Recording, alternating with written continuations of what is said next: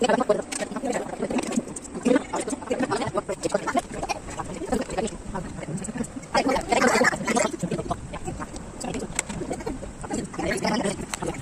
আমি এখন একটা পিৎজা নেই।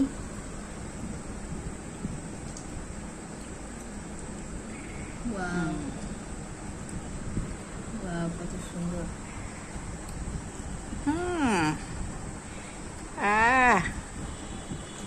ভেরি নাইস, ভেরি নাইস লাগছে।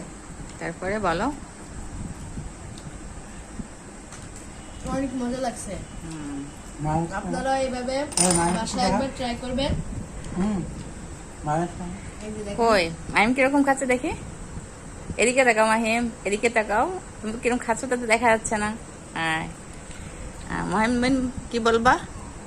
আপনারা একবার বাসায় ট্রাই করবেন, আর